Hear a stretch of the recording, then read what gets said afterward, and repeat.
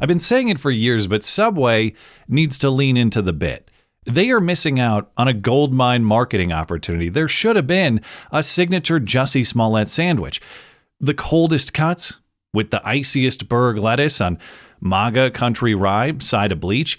All of it in a special to-go bag with little nooses for carry handles. But even if they missed that opportunity, well, now that there's another high-profile news event featuring a Subway sandwich, they get another chance. Forget the $5 footlong. This guy's just a $5 ham wallet with a soy glaze. But you may have seen this incident in August.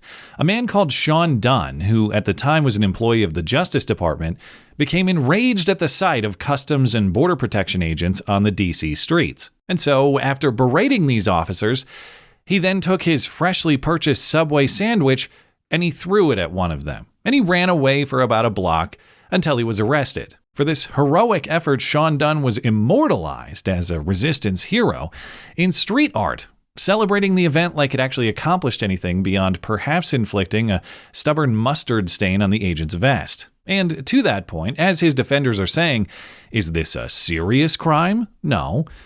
Is this the sort of crime that should get you locked up for a long time? No.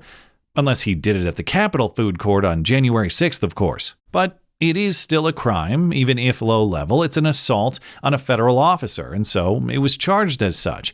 And Dunn was fired from his Justice Department job. The federal prosecutor for D.C., Jeanine Pirro, originally brought a felony charge. Now, it's fair to say that was an overcharge, so it was reduced to a misdemeanor. Dunn went to trial, and on Friday, a D.C. jury acquitted him. Outside the courthouse, Dunn said he was valiantly defending immigrant rights. I am so happy that justice prevails in spite of everything happening. And that night, I believe that I was protecting the rights of immigrants. And let us not forget that the Great Seal of the United States says e pluribus unum. That means from many, one. Every life matters, no matter where you came from, no matter how you got here, no matter how you identify. You have the right to live a life that is free. Thank you. Wow. What a great self-aggrandizing story, but it doesn't answer the obvious question that a reporter then asked. But sorry, no more time to explain. Sean, what does that have to do with throwing a sandwich? What do you... All right, thank you very much. I stand by my original comment. Thank God. So some unofficial national motto, e pluribus unum, means I get to attack people I don't like. That's the legal case here. And the motto refers to the Union of States anyway. It doesn't mean and has never meant that anybody and everybody has the right to come here whenever they want to and not be deported. Is all federal immigration law invalidated by the magical phrase e pluribus unum? That's a very strange view of our history. Regardless, the legal question here is not about some philosophical poetry. Did you assault or interfere with a federal officer or not? Because there is no qualifier in the statute about e pluribus unum. If you assault or interfere with an officer for whatever reasons you may have, that's a crime. But this is where the case gets very interesting, because given the simplicity of the law at issue, and given that the crime was committed on video, how was Dunn acquitted? Did jurors doubt that Dunn actually did it? No. They watched a recording of him doing it. Did Dunn's lawyers even argue that he didn't do it? No. They fully granted that he did. They tried to make it some kind of free speech case. Oh, Sean Dunn was actually just peacefully protesting. There was no violence. The physical force of the sandwich toss was really just an exclamation point on the negative feelings he was expressing. It was all just a harmless gesture at the end of him exercising his constitutional right to speak out. That's all. Okay, so now we have a question of what objects count as weapons. What physical force counts as violence? And sure, the sandwich may not be formidable, but how about something else, like a beer can to the eye socket, or the more traditional bar fight broken bottle? Or how about the lady who just threw scalding hot coffee on a McDonald's manager? Let's say they were having an argument about immigration policy beforehand, and then this woman shouted, e pluribus unum, for national unity reasons, right before she tossed that coffee in her face. Does that make the attack okay? Or if the coffee was only 150 degrees, well, that's just innocently lukewarm. But if the coffee is 151, then that's assault. What are the lines here? But how this acquittal happened wasn't actually a consideration of any of those questions. It was not about whether Dunn actually did it. It was not about whether his weapon choice was serious or not. It was not some complex debate about free speech. It's just that the jury did not care. Yeah, he did it, and no, we don't give a damn that he did. The jury deliberated for about 7 hours before delivering that not guilty verdict. And even though none of us were in that room to hear the discussion, it is almost certainly the conclusion that the jury reached. It is called jury nullification. Sometimes you'll hear it called conscientious acquittal. The idea is that a jury acquits a defendant even though they believe that he broke the law. And there could be several reasons why they do that. They might disagree with the law. They might think it's a bad law. They might think the law was misapplied in this case. They might think that the punishments that the law carries are too severe for this case. They might think the prosecutor brought the charges selectively or maliciously. And so they vote to acquit even though the law demands otherwise. Now, jury nullification is not officially a part of our criminal justice system. Judges don't instruct jurors that they can do it. Defense attorneys can't encourage jurors to do it, but it is the result of a few other pieces of our justice system. Number one, jurors cannot be punished for their verdict. So sure, they are instructed to follow and apply the law impartially, but the decision is ultimately theirs, and there is no mechanism to hold them accountable for making the quote-unquote wrong decision. And number two, constitutionally, there is no double jeopardy, so prosecutors can't appeal a jury decision to nullify, to acquit for whatever reason they want and just go home, because that's it. The decision is final. Now, our justice system places that ultimate question of guilt or innocence with the jury by design, for generally good reasons, but this particular piece of it raises an important question that I haven't thought about much myself. Is jury nullification a bug or a feature? Is it good or is it bad? Now, even though I personally disagree with the jury's decision in this particular instance, consider the case for nullification generally, because you can think of all sorts of scenarios where nullification would serve a good and just purpose. Let's say a case where the local prosecutor only brings charges against his enemies, but he lets the same crime slide for all of his friends. Or cases of crime under the letter of the law that are circumstantially understandable. The Gary Plauché case is a common reference. Plauché's son's karate instructor, Jeff Doucette, was charged with molesting the young boy, kidnapping and raping him, in fact.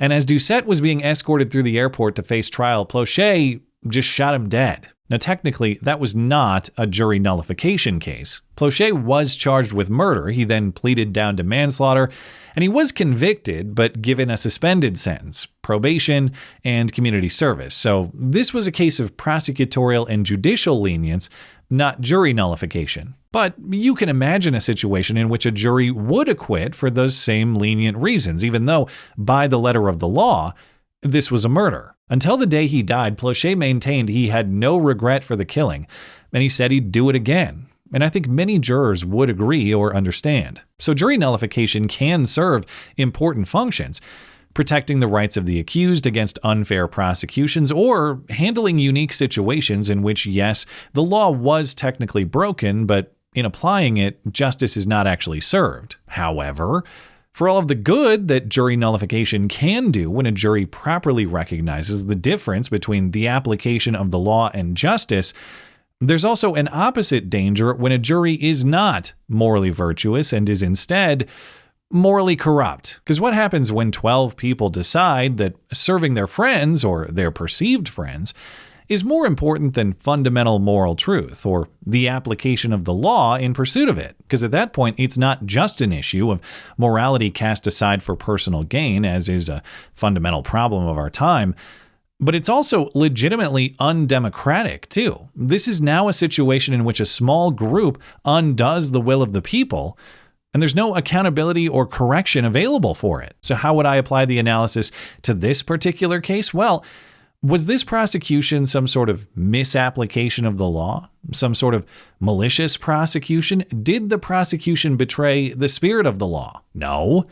You can't attack federal officers. This guy did, not for understandable reasons, but for ridiculous ones. He cited his own emotional whims as his defense. And many of his defenders will make accusations of hypocrisy about January 6th. Oh, what about all of those January 6th pardons? Trump excused so many attacks on police, but now you're mad about this one? Well, those crimes were not really excused, actually. At least not until 4 years after they happened. They were aggressively prosecuted and aggressively punished. And most of those crimes weren't even violent, actually. The most common charges included parading and entering and remaining in a restricted space, as in dressed up trespassing. So consistency does not demand acquittal for this guy. It demands prosecution and conviction, and maybe he gets a pardon 4 years from now. And what are the implications of this case? Let's say that instead of just an innocent sandwich toss, this guy had shot that federal agent dead instead. Now, I would like to believe that a jury wouldn't nullify in that scenario because the crime is just too severe. But if that guy makes the same arguments about protecting immigrants' rights and adding an exclamation point to his righteous protest, is it really that hard to imagine the right DC jury agreeing that even fatal violence is okay, so long as they agree with the intent or the political perspective? Because if there is any truth in the comment sections reacting to political assassination lately, the will for that outcome is not hypothetical. It already exists. But even if we don't think a DC jury would go that far, at least not yet, we still have the problem of selective enforcement. Sure, we could be encouraged that it's apparently open food fight season on anyone in DC now, so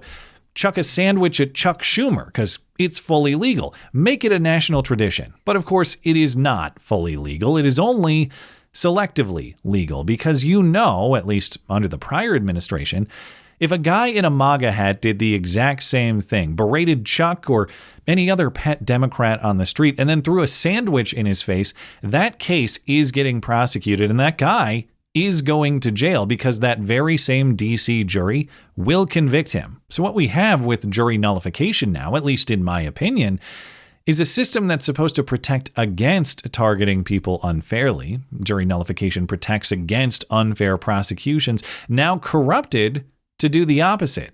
It ensures that friends get away with it and enemies do not. It actually serves the targeting of people with the law.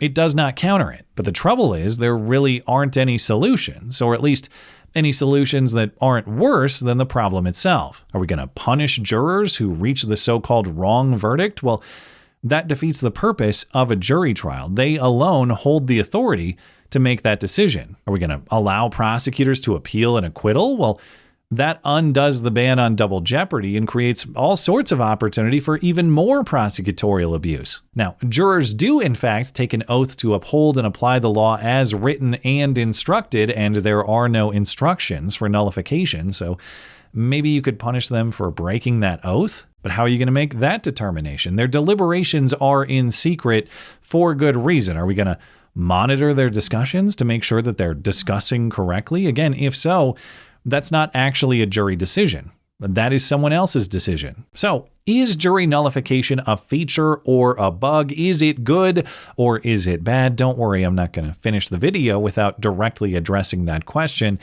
even though my conclusion will probably be called a cop-out, and maybe rightly so. But upon consideration, I think jury nullification is neither.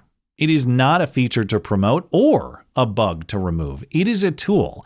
And like any other tool, its application depends on the moral character of the person or the people operating it. In other words, jury nullification is a good feature when applied by good people toward just ends. But jury nullification is a corrupt bug when applied by bad people toward wicked ends. And the check on its power is not more or different laws to place jury power in somebody else's hands who's probably just as wicked or corrupt, maybe more so. The check on its power is only a revival of a good and moral people who understand that moral truth matters more than their own preferred ends. It matters more than helping their friends and punishing their enemies. I wish there really was some simple policy change to correct the matter, if only things were so easy. But like so many of the challenges we face, it's not a question of what's written on some piece of paper. It's a question of the content of our character and the moral principles we serve. or don't. And until we can correct that issue and convince people to serve moral truth first, not themselves or their friends at its expense, well, the problem is much greater than just a sandwich tosser getting away with it anyway. So for now, I guess arm up and be thankful that this conflict is on non-lethal terms. Most of the time, anyway. Because after all, this is the one piece you actually can carry in DC to defend yourself. Thanks as always for listening and for supporting this channel. Always appreciate that thoughtful discussion down below, and especially over on X. That is at ML Christiansen. You're always welcome to coming out and chatting my live streams live on Wednesday and Sunday nights. Looking forward to it. Goodbye.